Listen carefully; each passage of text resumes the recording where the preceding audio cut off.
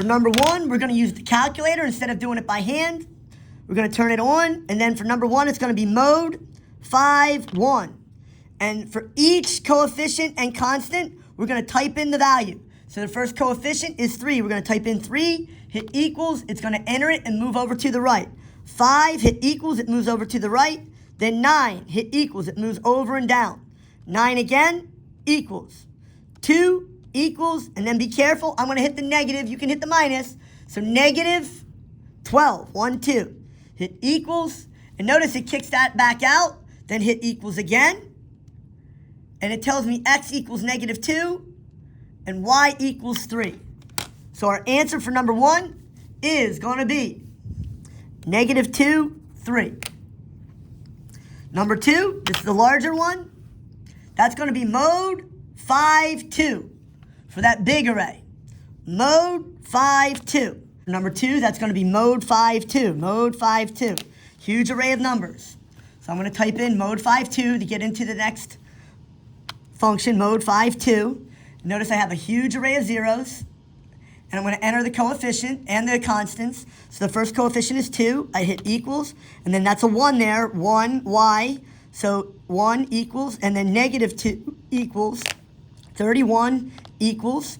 That's a 1 in front of the x, so 1 equals, negative 2 equals, negative 3 equals, 23. It'll move over and down. Again, that's a 1 in front of the x, a negative 2, a 1 in front of the z, and then a 3. Hit equals, and notice when you hit equals the last time, the 3 shows up, but hit equals again, it'll give you the x value of 10, the y value of 1, and the z value of negative 5. So that's going to give me 10, 1, negative 5. 10, 1, negative 5. This is asking me to factor. So it's an x squared. So I'm going to type in mode 5.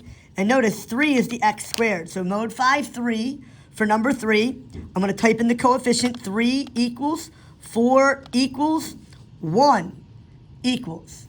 I hit equals, and it'll give me the first x value. X sub 1 equals negative 1/3. So x equals negative 1/3. That's one of my answers, not a factor. I hit equals again, and x sub 2 is negative 1. So x equals negative 1. So if my factor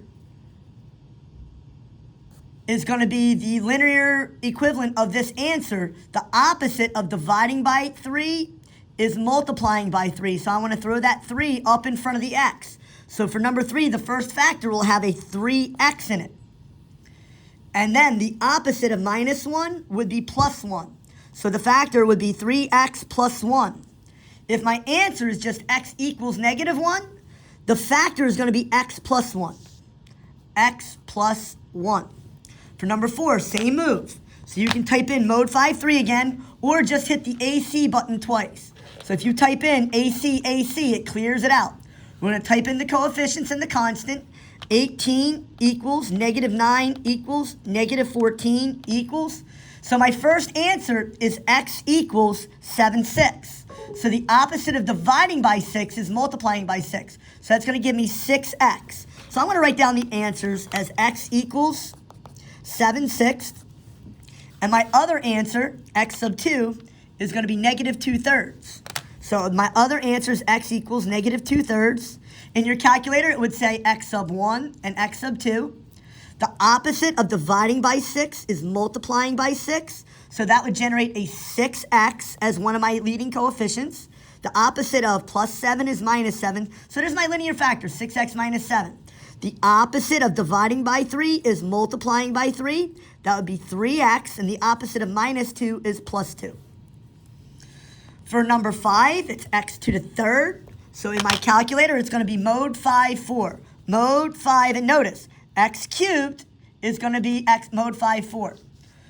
So I'm going to type in 4. I'm going to hit 1. The leading coefficient is 1. So 1, enter, or equals, negative 4 equals, negative 7 equals, and then 10 is the constant, equals. Hit equals again, and your first answer, x sub 1, is 5. So x sub 1 equals 5. My next answer, I hit equals again. X sub 2 is 1. I hit equals again, and x sub 3 is negative 2. So I have 3 answers. That means I want to have 3 factors. So if x equals 5 is an answer, x minus 5 is a factor. If x equals 1 is an answer, x minus 1 is the factor. If x equals negative 2 is an answer, x plus 2 is a linear factor. Number 6, x squared minus 2x minus 15. So we're going to use mode 5.3 to fill in all of this information. So for number 6, our leading coefficient is 1, then negative 2, then negative 15. So mode 5.3. And we're going to type in those coefficients. So we're going to type in the 1, hit equals, negative 2, hit equals, negative 15, hit equals. I hit equals again, and my first x-intercept is 5. So x sub 1 is 5. I hit equals again, and my next x-intercept would be x sub 2 equals negative 3. So for A, my intercepts are going to be 5 and negative 3. For B, my y-intercept, if it's in standard form, we don't need the calculator, it's just going to be negative 15. Now, on the ACT or SAT, it might be negative 15, or they might write it as 0, negative 15. On my test, I'll accept either. For part C, it's the AOS, that's the axis of symmetry. So once we have our x sub 2 in our screen, to find the axis of symmetry, we hit equals again, and it'll say x val minimum, 1. So our axis of symmetry is going to have to be x equals 1.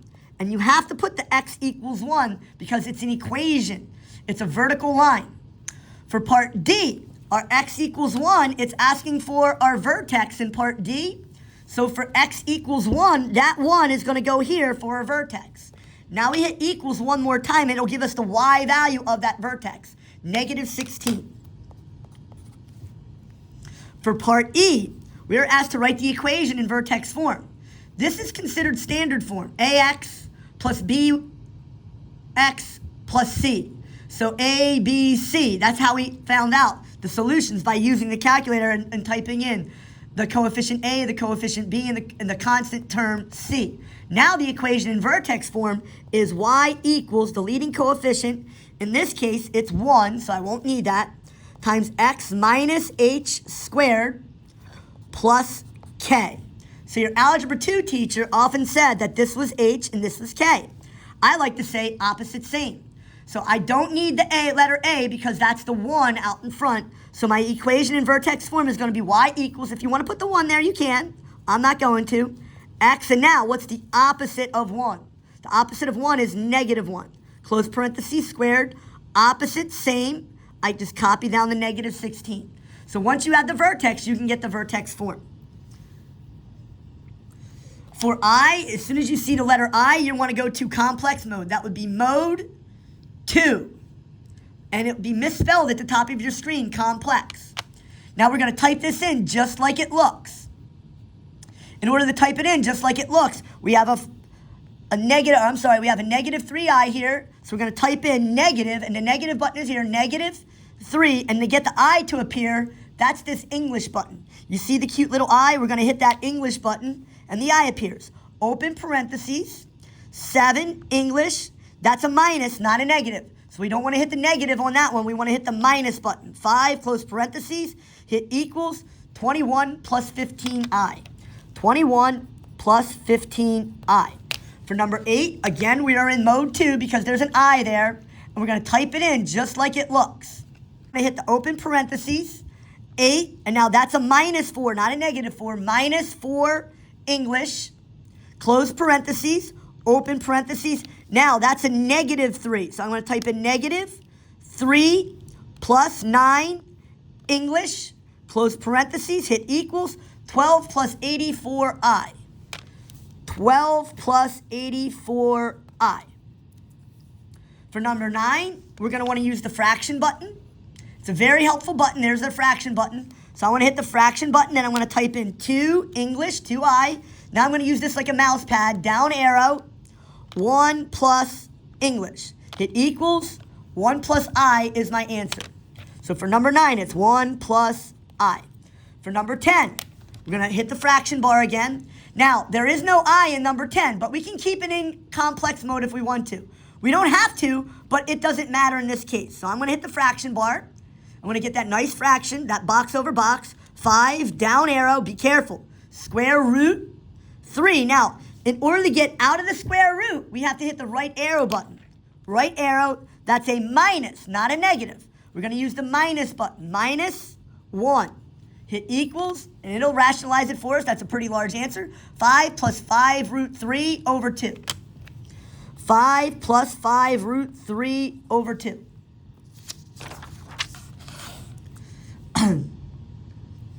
Determine if the relation is a function. In order to be a function, it has to pass the vertical line test, but for number 11, there's no drawing.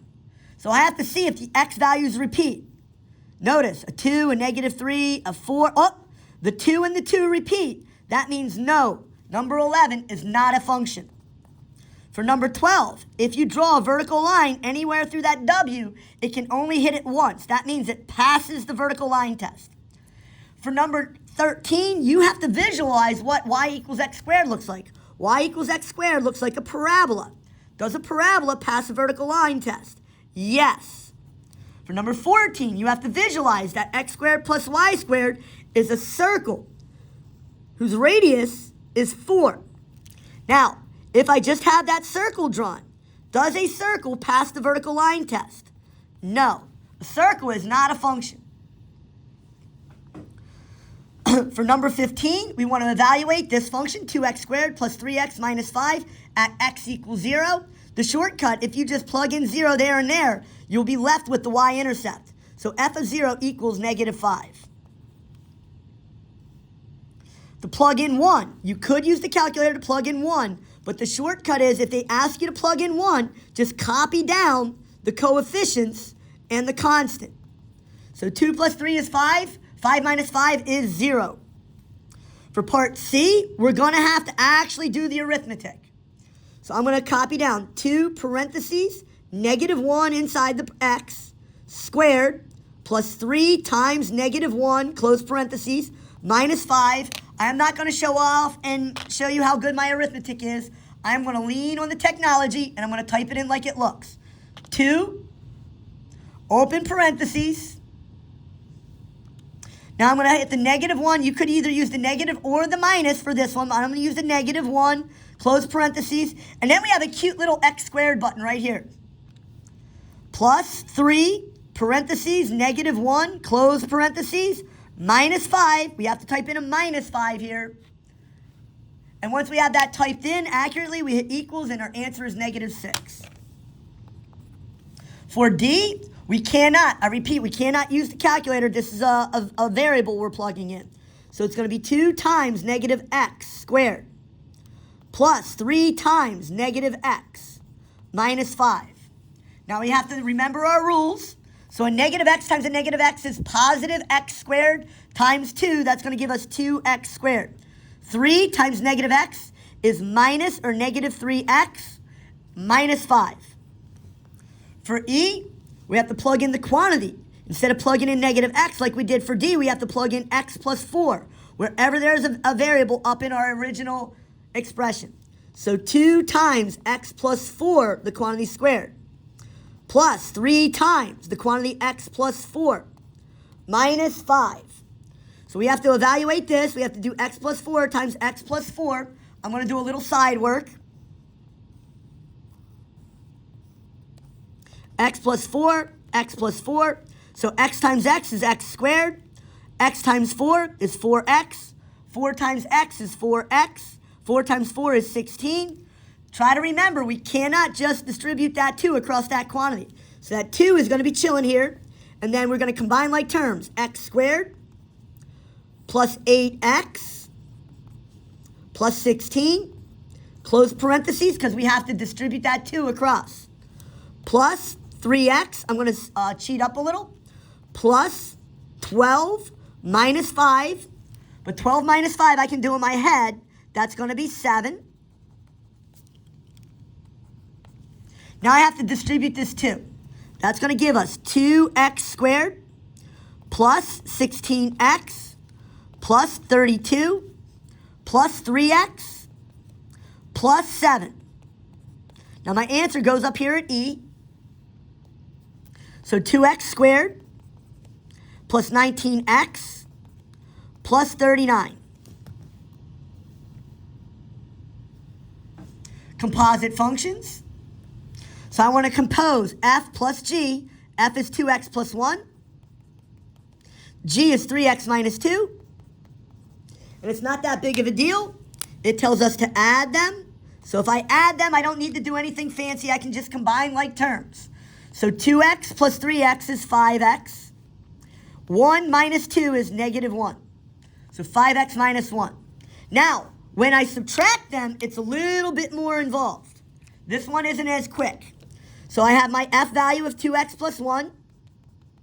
I have my g value of 3x minus 2. But when I subtract them, I would get it wrong if I left it like that. What I need to do is subtract the entire g of x.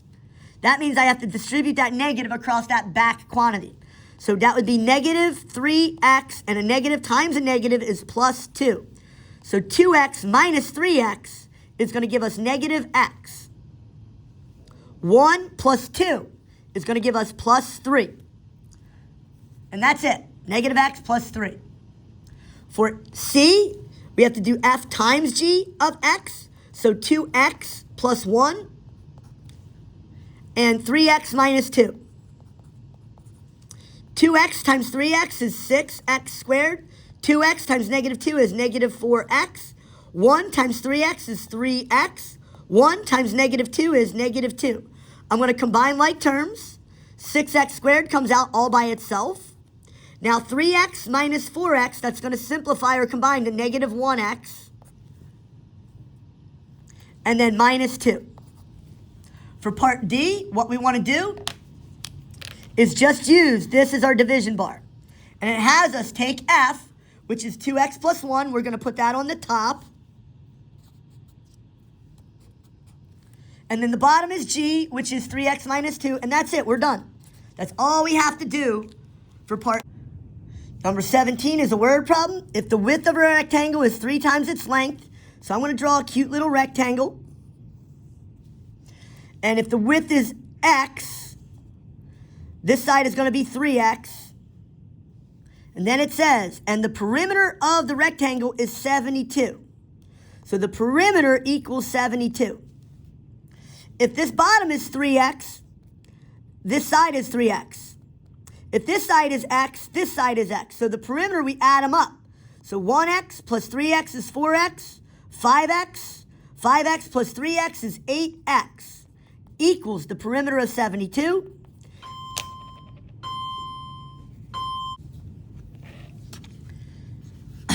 Remember, to get it in normal computational mode, you're going to hit mode 1. And now you can just add and subtract. We're going to divide both sides by 8. So 72 divided by 8 is 9. Or we can do the fraction button and do 72 over 8. And it's still 9. So that means x equals 9. Let's read what it asks us. What are the length and width? So it says the width is 3 times the length. So the width is going to be 3 times 9, which is 27. And x is going to be the 9. So for number 17, the length equals 9. The width equals 27. Which is a little counterintuitive. Usually you think the length is longer than the width. The sum of two numbers is 19. So x plus y equals 19. The difference of those two numbers is 55. So x minus y equals 55. And it wants to know what the two numbers are. So once we have it set up, we can use the calculator. And we can do mode 5-1. Mode 5-1. We're going to type in the coefficient. 1 equals, 19 equals, 1 equals, negative 1 equals, and 55 equals. So hit equals again, x equals 37. And the other number is negative 18. So 37 and negative 18.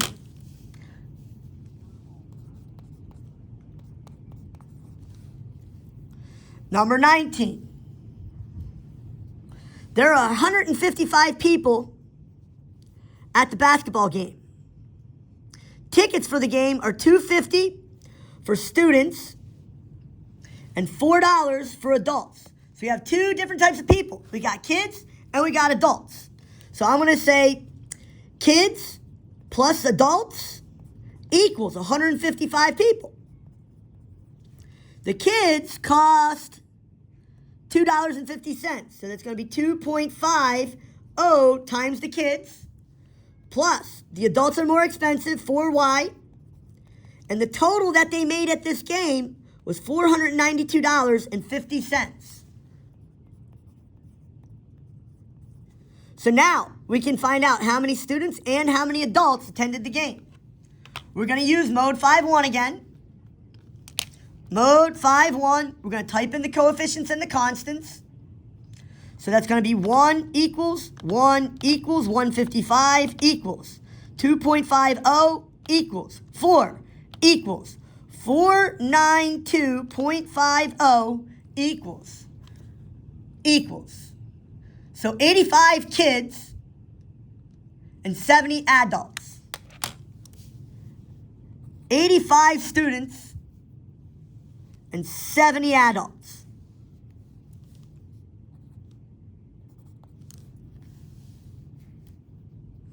Number 20.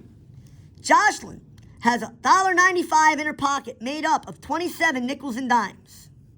So right there I know that the nickels plus the dimes, nickels plus dimes equals 27 coins. And a nickel is 0.05 N, and a dime is 0.10 D, and the amount of money she has is $1.95, 1.95. So all we want to do now is mode 5.1 this. 1 equals 27 equals 0.05 equals 0.10 equals 1.95 equals. I hit equals again, and that means there's 15 nickels and 12 dimes. 15 nickels and 12 dimes.